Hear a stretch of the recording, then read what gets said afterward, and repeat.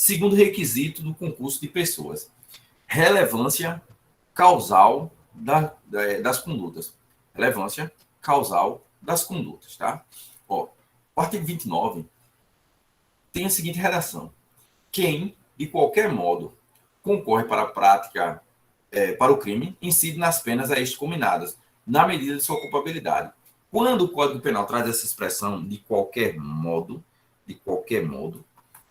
a gente enxerga que essa ação ela pode se dar mediante ação. Aliás, essa participação, essa conduta, pode ser mediante ação ou omissão. Pode ser pessoal, pode ser física, pode ser moral. Né? Contudo, ela tem que ser anterior ou simultânea à execução. Anderson, entendi não. Pode me dar um exemplo para que eu possa clarear aqui a mente? Posso sim. Vamos lá. Ó, veja só. Eu posso realizar uma conduta, né, em um concurso de pessoas. Eu posso realizar uma conduta e aí eu tenho uma ação. Por exemplo, chega o Wendel e diz: Anderson, não aguento mais Bárbara me perturbando. O que é que eu faço? E eu digo: ora, Wendel, mate-a. Livre-se dela. Né? Esse meu revólver aqui tá bom. E dou um revólver ao Wendel. Percebe que eu tive uma ação, eu participei.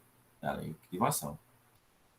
E aí tem discussão doutrinária, claro, mas eu posso participar também mediante omissão. E aí eu vou trazer o ponto que não traz discussão doutrinária, porque é majoritária essa ideia, tá? Pense, por exemplo, que eu tenha uma obrigação de impedir o resultado. Eu sou o garante, a figura do garantidor, que a gente já estudou lá quando a gente estudou o nexo causal, artigo 13, parágrafo 2º do Código Penal, tá? A pessoa que tem um dever de evitar o resultado, tá? Vê a coisa acontecendo, mas não vou fazer, vou ficar na minha aqui. Se omite, então, mediante uma omissão, ele vai ser partícipe. Exemplo, o policial que assiste um roubo, né? Ele assiste ao roubo, né? Está vendo acontecendo ali o roubo, e ele nada faz. Diz: não, eu vou parar aqui o meu lanche para ir lá e vou nada. Ele tinha o dever de impedir o resultado ali, ele garante, então ele vai responder, porque ele, mediante a conduta omissiva, ele se omitiu. Tá? É um exemplo. Então, quando a gente fala de concurso, né? E o Código Penal traz no artigo 29, quem de qualquer modo, de qualquer forma, ele pode ser mediante ação ou omissão. Quem fizer isso, ele vai que concorre para o crime, né? Concorrendo dessa maneira para o crime, ele vai responder na medida de sua culpabilidade. Tá? Ele pode agir de maneira pessoal, ele pode agir de maneira física, né? Ou apenas moral. Né? Como eu falei, é você instigar, é você auxiliar, é você prestar esse apoio moral para que o indivíduo cometa um crime. E o ponto X aqui, o ponto X da questão, tem que ser anterior ou simultânea à execução, tá? Essa participação. Porque, veja só, via de regra, se a sua participação, se a participação do indivíduo for posterior à consumação do delito, esta participação, essa colaboração, ela será um crime autônomo. Ela irá configurar um crime autônomo e não mais concurso de agentes. Eita, Anderson. Entendi não. Calma, vamos lá. O Wendy chega e disse assim para mim: Anderson, cara, tô aperreado, tô agoniado, pô, muito concurso para fazer, não tem dinheiro, o que é que eu faço? Eu digo: oxe, vai roubar, cara. Vai roubar, pega essa arma aí que você tem, vai realizar um roubo. Perceba que a minha colaboração está sendo anterior ao fato, tá? Anterior ao fato. Eu estou instigando, né? Eu estou induzindo, né, o Wendy que faça ali e tal, tudo esse apoio moral, tá bom? Então, ela é anterior ao crime.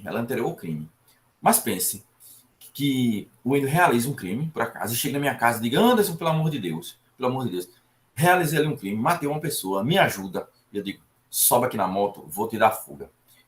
Eu vou cometer um crime, ali um favorecimento pessoal, vou esconder ele na minha casa, cometer um outro crime. Não há concurso de agentes entre mim, entre eu e ele, tá certo? Deu para entender isso aqui? Deu para entender? Certo. Ó, eu quero que vocês prestem atenção em um detalhe. Tá? Preste atenção nisso. Pode ser que a minha ação se dê depois do crime consumado e mesmo assim ser concurso de pessoa, desde que eu tenha realizado um ajuste prévio. Pense. O Wendel chega para mim e diz: Anderson, hoje eu quero matar o meu desafeto. Tu pode me ajudar a fugir? Depois eu digo: por que não, cara? Por que não? Estarei em tal hora com o meu carro lá. É só você pular e eu vou te dar a fuga, tá? Neste caso, perceba que a minha conduta de dar fuga ao Wendel foi posterior ao crime. Mas por que há concurso de pessoas? Há concurso de agentes porque o meu ajuste com o Wendel foi prévio, foi anterior, tá? Diferente daquele primeiro exemplo que eu dei, que eu nada sabia, que eu estava na minha casa de boa, aqui, tomando um assistindo, ele chegou de repente desesperado, pedindo apoio, pedindo ajuda, e eu escondi ele na minha casa. Ali é crime autônomo, porque a conduta passou a existir após a consumação do delito. Deu para entender isso? Deu para entender? Pronto. Perfeito, perfeito. Vamos continuar. Ó, identidade de infrações para os agentes, tá? Cara, isso aqui é questão recorrente em prova, tá? Questão recorrente em prova, certo? Ó, quem de qualquer modo concorre para o crime incide nas penas a este combinado. Cara, quando o Código Penal fala que não concorre para o crime a este crime, né? Todos concorrem para esse mesmo crime, ele já está, de certa maneira, adotando uma dessas teorias aqui que eu vou falar, que você vê aí na sua tela, né? Ó, para esse momento, para essa situação, eu tenho três teorias. Teorias adotadas para o concurso de agente. E preste atenção, em nome de Jesus, porque isso é questão de prova. Não vai me errar essa questão, cara. Não vai perder essa questão, tá bom? Ó, não perde essa questão, certo? Com teorias para o concurso de pessoas. Eu tenho uma teoria monista, unitária. Essa teoria também pode se chamar teoria monística, tá? Teoria monística, monista ou unitária. Tá? Ela é a teoria que é adotada pelo Código Penal. Ó, quem concorre para um crime, este crime, todos concorrem para o mesmo crime, tá? Então, teoria monista, ou monística, ou unitária, como alguns preferem, tá? O que é que diz essa teoria? Ó, diz essa teoria, ela faz uma distinção. Ó, vê só. Ó, todos que concorrem para o crime respondem por crime único, sem qualquer distinção entre os sujeitos. Veja só. A gente vai ter a figura do autor e do partícipe. Não confunda isso aqui com a teoria monista, tá? Porque a teoria monista, ela fala em relação à pena, em relação ao crime que todos responderão. Tá? Por exemplo, se nós que estamos nessa sala nos reunimos para matar o Wendel, todos nós vamos responder pelo crime de homicídio. E aí, dependendo das nossas condutas, pode ser autor, pode ser partícipe, tá certo? Mas todos vão responder pelo mesmo crime. Homicídio. Todos vão responder pelo mesmo crime. Homicídio. Não significa dizer que todos terão a mesma pena. Concorrer para o mesmo crime, e a teoria monista não diz isso, não diz, tá? Ela não diz isso, que todos vão ter a mesma pena, não. A pena de cada um deve ser individualizada. Tá? Então, o fato de dizer, então não cai nessa pegadinha de dizer, todos irão concorrer às mesmas penas. Aí você ir lá numa leitura rápida, vai e marca. Errou a questão. Segundo a teoria monista, todos concorrem, né? Para no mesmo crime, mas na medida de sua culpabilidade. A pena será individualizada, tá certo? Ó, eu tenho a teoria dualista. Ó, tem-se um crime para os executores, tá? Executores do núcleo do tipo, que são chamados de autores, e outro aos que não realizam, mas que de qualquer modo concorrem para a sua execução, os partícipes. Teoria não adotada, apesar de que existe uma corrente minoritária, doutrinária, que enxerga a existência disso aqui na cooperação dolosamente distinta, lá no artigo 29, parágrafo 2º, que nós veremos à frente. Mas a majoritária entende que essa teoria dualista não é aplicada. Tá? E aí nós temos a teoria pluralista, né? Que são tantos crimes quantos forem os concorrentes. Né?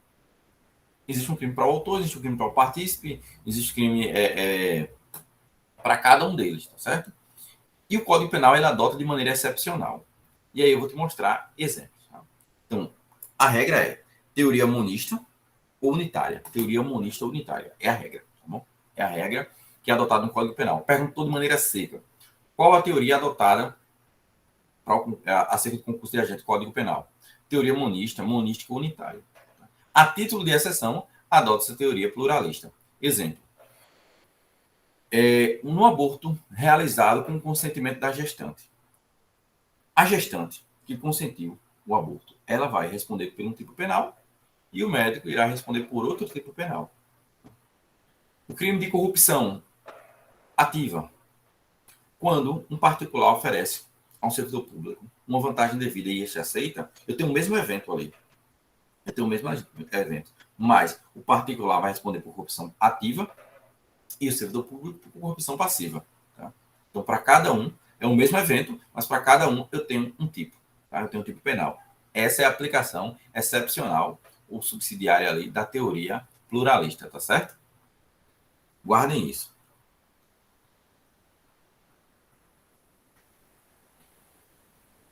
Requisito liame subjetivo. Último requisito aqui para a gente fechar, tá? Vocês ainda lembram quais são os requisitos? Anota aí, tatua no braço para não esquecer, tá? Anota aí. Lembra do Minemondo que eu coloquei lá, ó. Prio. Lembra aí. Anota, faz uma tatuagem bonita no braço. Faz uma tatuagem bonita no braço para não esquecer os requisitos do concurso de agentes, tá bom? Ó, vamos lá. Liame subjetivo. Trata-se do vínculo psicológico entre os agentes. Perceba o seguinte, que esse vínculo psicológico entre os agentes não significa ajuste prévio.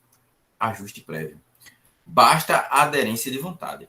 Cara, quando a gente fala de ajuste prévio, dá aquela ideia de que ajuste é um acordo. É como se você tivesse chegar e dizer, ó, vamos tal dia cometer determinado crime e tal.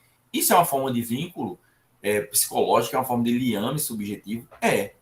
Mas você não pode parar a sua compreensão aí, porque senão você vai deixar de interpretar várias situações como sendo concurso de pessoas. Pense, a empregada em uma residência que escuta, né, os caras tramando quando ela vai no trabalho. Eita, amanhã nós vamos vir furtar os objetos dessa casa. Então, a empregada, com raiva da patroa, pega e destrava, abre as portas da casa para o cara entrar, né? Para o cara entrar e subtrair. Ora, não teve qualquer ajuste. Não teve qualquer ajuste prévio. Né? Ela simplesmente aderiu à vontade do indivíduo que ia realizar o furto. Pense, por exemplo, que nós estamos aqui saindo da aula e de repente chega alguém e dá um soco em Wendel, para o Wendel cair no chão. A gente, que legal, junta todo mundo e começa a bater também o Wendel. Perceba que não teve ajuste prévio, ninguém combinou nada. Sequer a gente estava pensando em bater em Wendel, apesar que no coração a gente estava mesmo, né? Mas a gente não sentou, ninguém discutiu isso, sabe? Mas a gente fez o quê? Aderiu à vontade daquele primeiro agressor. Então, há concurso de pessoas. Então, não é necessário que haja um ajuste, muito menos que seja prévio. É necessário que haja apenas a aderência de vontade, tá? E essa aderência de vontade, ela vai ser anterior ao fato ou concomitante ao fato, tá? Não vai ser posterior, né? Posterior, porque se a gente está falando, se essa aderência de vontade se dá de maneira posterior, vai existir ali, juntamente com a conduta, um delito autônomo, tá certo? Pode existir favorecimento pessoal, ou então, pense, um indivíduo que chega e diz, olha, subtrair esse celular aqui, novinho ali, quer comprar? E aí, o cara diz, por que não? Toma aqui e compra o celular baratinho ali. Ora, ele sabendo que o indivíduo realizou, que o objeto de crime é aquele celular, o indivíduo que adquiriu, que comprou aquele celular roubado, ele vai cometer o crime de receptação, o crime autônomo. Ele não vai ser partícipe do crime de furto ou de roubo. Ele não vai ser, tá? Diferente é se ele fizesse, cara, estou precisando de um celular novo. Tem como você roubar um celular para mim? E o cara diz, por que não? Vou lá e trago daqui a pouco o que é que você quer. Percebe aí que o cara está, nesse exemplo agora, ele será partícipe. Né? Ele será partícipe, porque sem a conduta dele sequer, talvez tivesse existido a conduta principal lá do indivíduo que foi e realizou o roubo. Né? Deu para entender essa diferença? Eu quero sentir vocês para saber aqui o tom da aula, porque às vezes eu acho que me fiz entender, fui claro e não fui. E eu não quero ver ninguém errando questão dessa matéria, desse assunto por aí. Para quem chegou depois, Tamara já colocou aí nos comentários, trazendo aquele espírito do tríade, da família tríade, em sempre ajudar o outro, né?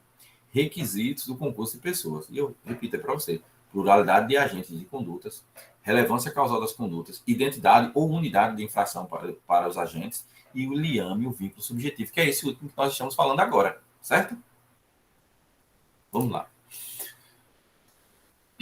Pessoal, se eu não tenho um liame subjetivo, se eu não tenho um vínculo subjetivo, se eu não tenho um liame, se eu não tenho um vínculo subjetivo,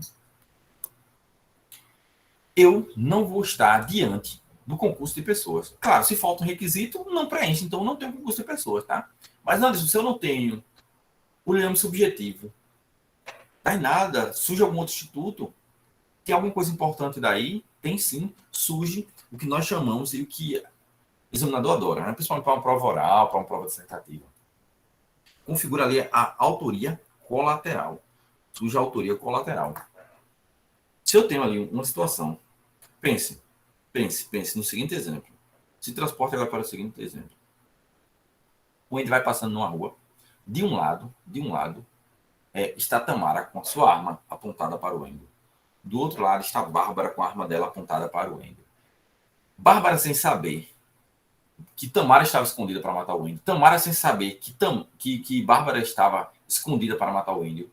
As duas logo não tinham o quê? O liame subjetivo. As duas não tinham. Mas as duas disparam contra o Andy. Pum. E matam o Andy. Cara, se não tem o liame subjetivo, eu estou aqui diante de uma autoria colateral. Estou diante de uma autoria colateral. Tá?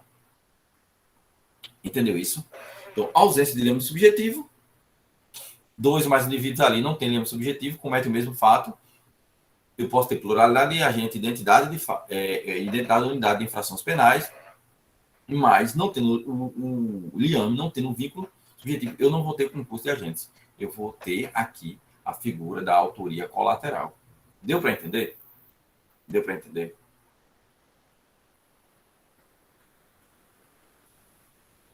Pronto. Vamos seguindo. Quero saber se essa galera tá vibrando mesmo para detonar. Porque, cara, se tem algo que é recorrente em provas, tá aí, autoria. Eu falei que o concurso de agente pode se dar mediante coautoria, pode se dar na participação, né? Na autoria ou na participação. Vai ter isso. Claro, eu tenho que saber quem é autor, eu tenho que saber quem é partícipe. Agora, eu já sei quando é que eu tenho um concurso de pessoas, tá? Preenche os requisitos, tem um concurso de pessoa. Beleza, esse concurso de pessoas agora, ele vai se dar mediante autoria ou vai se dar mediante participação? Não sei, vamos saber o que é autor, vamos saber o que é partícipe agora. Tá certo? Cara, para dizer quem é autor, depende da teoria adotada. Qual é a teoria que nós adotamos para dizer quem é autor? Nós vamos ter que passear pelas teorias e saber, né? Às vezes aqui é questão argumentativa mesmo, tá? Argumentativa. Às vezes o cara adere a uma teoria, outro adere a outra, enfim. Mas a gente vai ver o que é adotado pela jurisprudência, o que é adotado pela doutrina, enfim. Vamos seguir o jogo, tá? Nós temos uma teoria unitária, né? Teorias unitárias, ou subjetiva, né? Que ela não impõe uma distinção entre autor e partícipe. É por isso que se diz unitária, né? Porque ela não põe uma distinção clara entre autor e partícipe, considerando autor todo aquele que de alguma forma contribui para a produção do resultado. Acabou-se. Autor, para essa teoria, vai ser o cara que instigou e vai ser o cara que foi lá e matou. Os dois serão autores, ele não vai fazer distinção. Teoria unitária subjetiva. Anderson, essa teoria é adotada? A gente fala que não é. Essa teoria não é. Teoria que não é adotada no nosso ordenamento jurídico. Importa saber, sim, claro, se você é chamado a dissertar, você vai ter aqui panos para manga para dissertar. Se você é chamado a responder uma prova oral, você vai detonar. Você tem uma teoria unitária aí. Você também tem a teoria extensiva, que também não há diferença entre autor e partícipe, de modo que todos que concorrem para o crime são autores. Contudo, permite o estabelecimento de graus diversos de autoria, com a previsão de causa de diminuição conforme a relevância de sua contribuição. Ou seja, essa teoria